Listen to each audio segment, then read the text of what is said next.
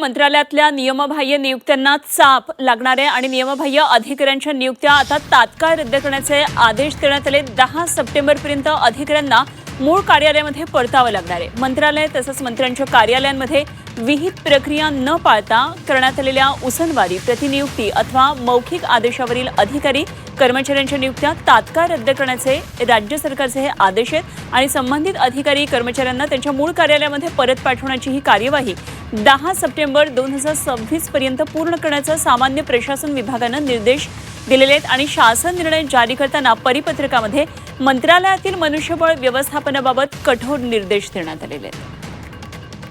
आणि या संदर्भात आणखी सविस्तर तपशील जाणून घेऊया। आमचे प्रतिनिधी ओम देशमुख सध्या आपल्याबरोबर जोडले गेलेले आहेत। ओम, अत्यंत हा महत्त्वाचा निर्णय झालेला आहे। मंत्रालयामध्ये मनुष्यबळ कमी पडत असल्यामुळे नियमबाह्य नियुक्त्यांना चाप आता बसणार आहे असं दिसतंय। काय नेमके हे आदेश निघालेत? निश्चितच आपण पाहिलं असेल की यापूर्वी उसनवारी किंवा प्रतिनियुक्ती असेल किंवा मौखिक आदेशांवरती अधिकाऱ्यांना ज्या नियुक्त्या मिळाल्या होत्या त्या सगळ्या नियुक्त्या तात्काळ रद्द करण्याचे आदेश राज्य सरकारच्या वतीने देण्यात आलेले आहेत। या सगळ्याच कर्मचाऱ्यांना 10 सप्टेंबर पूर्वी आपल्या मूळ विभागामध्ये परतण्याचे आदेश सामान्य प्रशासन विभागाकडून देण्यात आलेले आहेत। आपण खरं तर या संदर्भात जी खरं तर बातमी समोर आली होती की या सगळ्या अधिकाऱ्यांच्या एकाच विभागामध्ये असल्याने किंवा प्रतिनियुक्तीवरती जाण्यामुळे खूप मोठा ताण कर्मचारी वर्गावरती पडत होता।